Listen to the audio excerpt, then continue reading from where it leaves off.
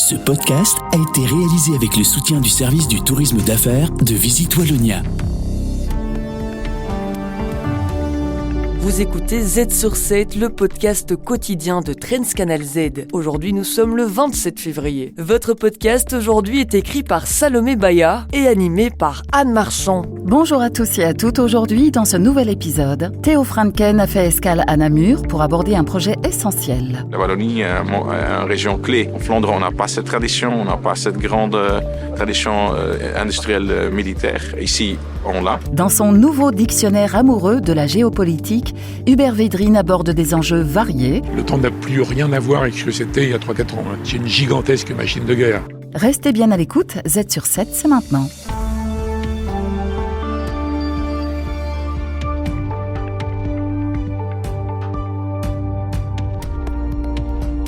Z sur 7, à la une.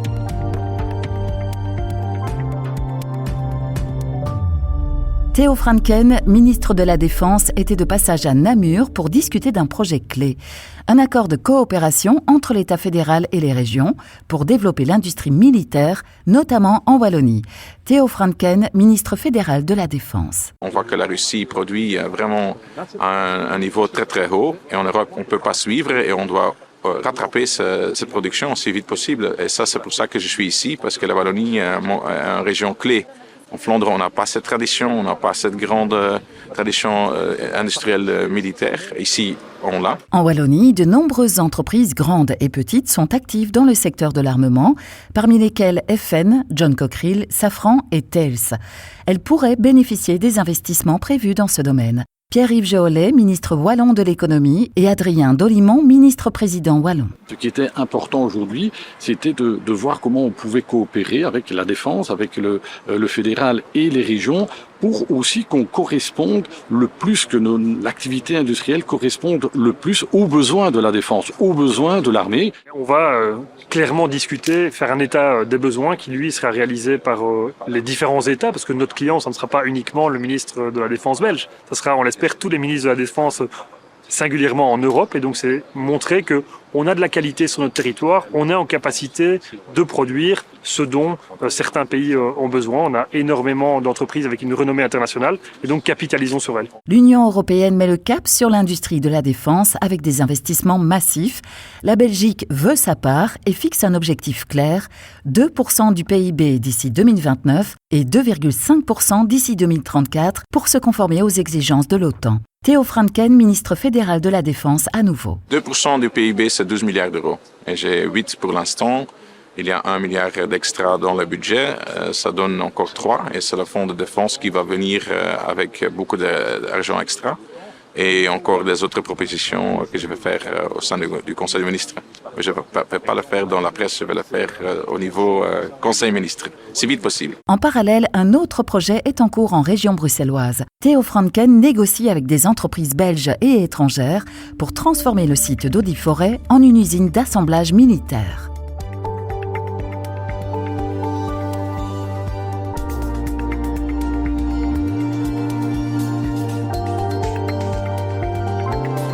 Z sur 7, à la une.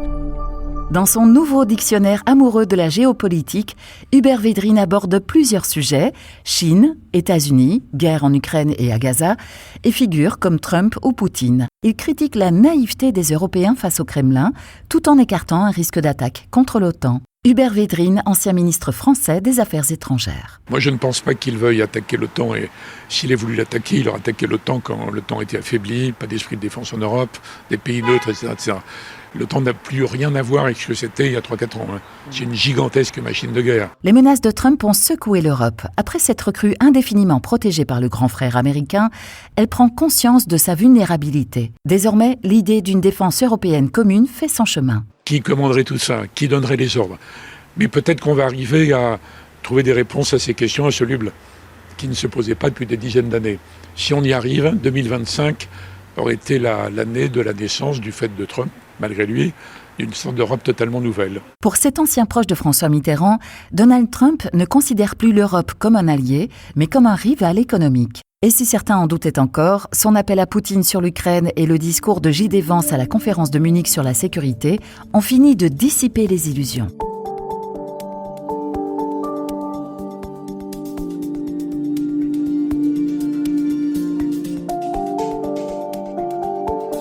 Z sur 7 à la une. Face aux évolutions du monde du travail, le gouvernement fédéral teste une nouvelle approche, l'annualisation du temps de travail. Une mesure qui, si elle s'étend, pourrait modifier en profondeur l'organisation des 38 heures par semaine. Jérôme Aubertin, avocat spécialisé en droit du travail. L'annualisation du temps de travail, ça vise à dire qu'on va regarder que la durée moyenne du temps de travail est respectée sur une période d'1 an. Traditionnellement, s'il n'y a pas d'annualisation, c'est sur une période de 3 mois, un trimestre, où on vérifie que la durée moyenne est respectée.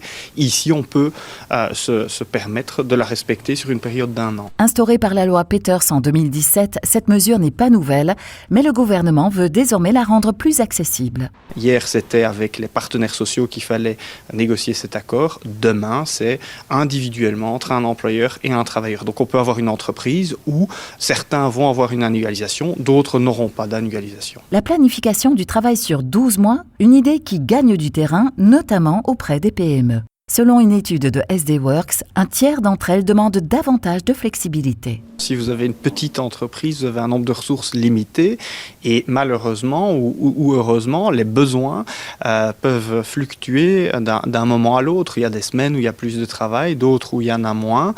Évidemment, quand on est grand, on a suffisamment de ressources pour absorber les fluctuations. Si la formule rencontre un franc succès à Bruxelles et en Flandre, la Wallonie reste plus réservée. À peine 12% des PME wallonnes se montrent intéressées. Donc maintenant, ça va être un enjeu d'éduquer les employeurs et les travailleurs pour qu'ils comprennent ce qu'est l'annualisation, ce que ça permet et pourquoi c'est peut-être une bonne chose d'aller vers l'annualisation. Le défi est maintenant de trouver l'équilibre pour éviter tout excès, le but étant de mieux répondre aux attentes des travailleurs et des entreprises dans un système de temps de travail qui n'a pratiquement pas changé depuis 1971. Z sur 7 à la une de Trends Tendance. Le magazine Trends Tendance mène l'enquête, en journaliste en dévoile les coulisses.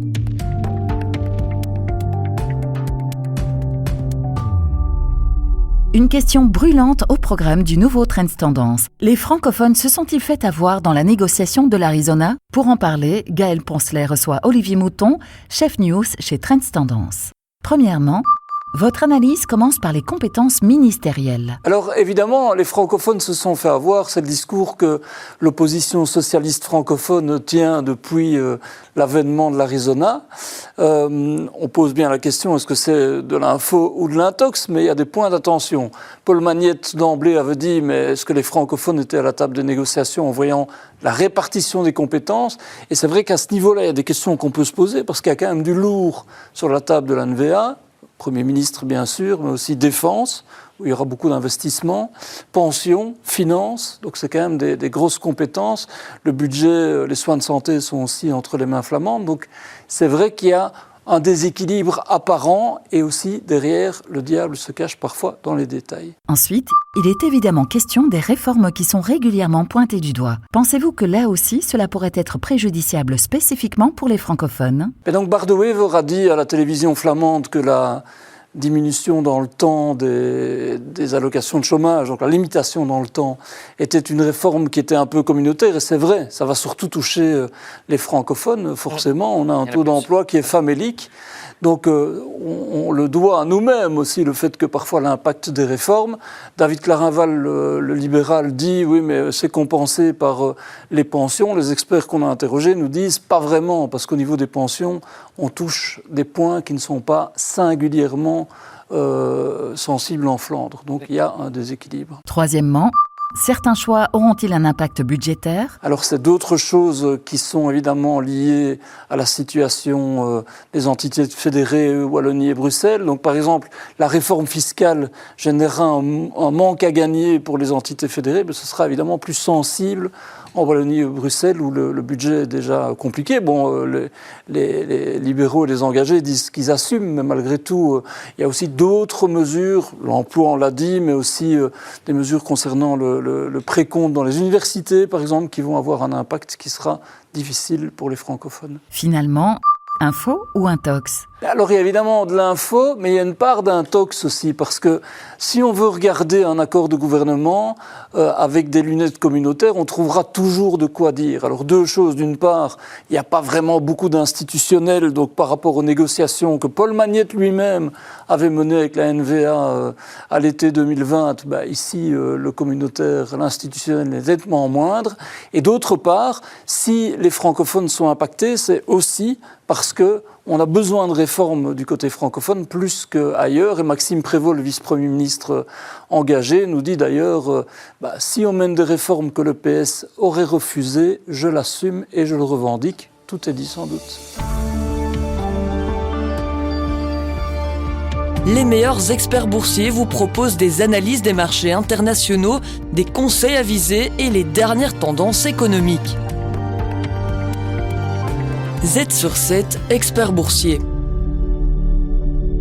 Pour clore cet épisode, Jean-Marc Turin, stratégiste pour la banque Degroof Petercam, revient sur la publication des résultats de Nvidia. Tout à fait, c'est vrai que c'est devenu un événement sur les marchés qui éclipse pour un soir tout, et même Donald Trump. Il faut voir quand même, c'est une société de 3 000 milliards de capitalisation boursière, c'est un poids lourd de l'indice, donc en soi c'est important, mais c'est surtout, Nvidia, ça symbolise en fait la thématique de l'intelligence artificielle, donc c'est vraiment un bon baromètre. Il faut bien voir aussi que Nvidia, si vous regardez le cours en bourse, en 3 ans, il a fait x5, les bénéfices ont fait x7, et la question évidemment c'est de savoir combien de temps ça va continuer, donc c'est important de savoir ce qu'ils vont dire, et je dirais a fortiori, depuis un mois avec l'affaire DeepSeek, on voit que le case se complique un petit peu, et donc on sera très attentif. On peut alors se demander quelles sont les attentes des marchés vis-à-vis de Nvidia, et si elles sont encore raisonnables aujourd'hui. Si vous regardez concrètement les attentes pour ce trimestre, c'est 38 milliards de chiffre d'affaires, c'est 21 milliards de bénéfices nets. Si on regarde pour l'ensemble de l'exercice qui est attendu, c'est quasiment 200 milliards de chiffre d'affaires et plus de 100 milliards de résultats nets. Quand on compare ça par rapport à il y a un an, c'est une progression de plus que 70%. Donc c'est évidemment très impressionnant. Il faut bien voir aussi qu'on vient d'une progression qui était à 3 chiffres, 200%, 100%. Donc le rythme de la progression, il diminue. Donc est-ce que c'est raisonnable ? Si vous regardez sur les 8 derniers trimestres, 8 fois sur 8, Nvidia a fait mieux que les attentes. Si on élargit même sur les 18 derniers trimestres, 16 fois sur 18, ils ont fait mieux que les attentes. Donc, je dirais, s'il y a une déception, ce sera une très mauvaise surprise. Après, ce qu'il faut bien voir aussi, c'est que le titre n'a pas fait grand-chose dernièrement, donc les attentes sont un peu plus basses. Mais c'est pas parce même s'il publie des bons chiffres, c'est pas automatiquement que le titre va rebondir, parce qu'on l'a bien vu avec d'autres géants de la tech qui ont sorti des bons chiffres, mais ça n'a pas suffi pour le marché. Les marchés sont parfois susceptibles.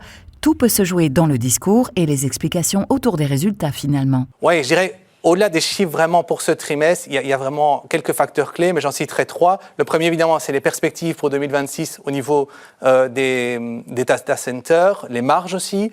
Deuxièmement, c'est les fameuses puces Blackwell, donc c'est la dernière gamme de puces de Nvidia, où ils ont vraiment... Ils ont pas de compétition là-dessus, donc ils ont un fort avantage par rapport à tout le monde, mais disons que ça a été un peu ralenti par des problèmes de production, et pour la première fois, ils devraient publier des chiffres de production, donc on sera assez attentif, et s'ils déçoivent à ce niveau-là, ça pourrait être mal reçu. Et la troisième chose, on l'a dit, c'est DeepSeek. Donc DeepSeek, il y a un mois, qui est venu en disant, tiens, il y a moyen de faire des modèles d'IA moins chers, avec des puces moins gourmandes en termes de capacité de calcul. En soi, pas une bonne nouvelle pour Nvidia, mais on voit qu'entre-temps, il y a eu beaucoup de commentaires rassurants, et notamment le fait que si jamais on peut faire des modèles moins chers, en fait, ça va augmenter la demande, ce qui, in fine, est bon pour Nvidia. Donc, à voir ce qu'ils vont dire à ce niveau-là. Ces derniers temps, la tech et les actions américaines sont beaucoup moins performantes que ce à quoi on pouvait s'attendre. Il est donc pertinent de se demander si des résultats bien pris par les marchés pourraient être un catalyseur pour relancer la machine US. Oui, c'est une bonne question. Disons que c'est clairement une condition nécessaire. C'est difficile de voir la tech américaine faire bien si Nvidia déçoit ce soir. À l'inverse, si vraiment ils font des chiffres très solides, ça pourrait un peu rallumer la flamme, on va dire. Après, si on prend un peu de recul, honnêtement, que les marchés américains soufflent un peu, sachant ce qu'ils ont déjà fait, sachant qu'on a des niveaux de valorisation élevés, et puis voyant aussi tout ce qu'il y a à digérer, comme se rendre compte, en un mois depuis que Donald Trump est là, tout ce qui s'est passé, on voit la situation en Ukraine, on voit les tarifs du année, c'est quand même beaucoup d'incertitudes. On a eu quelques chiffres sur le consommateur américain qui étaient un peu moins bons, donc ça s'explique. À l'inverse, si vous regardez l'Europe, c'est vrai que l'Europe fait mieux dernièrement, mais on vient d'une situation où il y avait un pessimisme extrêmes. On sait en Europe, en gros, il ne se passe jamais rien jusqu'au jour où on est vraiment dos au mur. Là, je pense qu'on est carrément dans le mur. Et donc, il y a un peu ce sentiment que il faut que quelque chose se passe maintenant ou jamais pour l'Europe. Et donc, je dirais, en fonction des résultats de ce soir, on va voir à court terme, même si structurellement, le case pour l'Europe et les États-Unis n'a pas vraiment changé, mais à court terme, c'est vrai que des bons résultats d'NVIDIA pourraient peut-être relancer un peu la tech américaine, et sinon, on peut peut-être s'attendre à ce que l'Europe continue de rattraper un peu son retard. Et voilà, maintenant vous êtes bien au courant, n'oubliez pas de vous abonner à la chaîne de Z sur 7 pour ne pas manquer un seul de nos épisodes. Et le programme de demain, Anne ? Les points clés de l'actualité et vos analyses économiques vous attendent demain. Z sur 7 se termine pour aujourd'hui. Merci de votre écoute et à demain.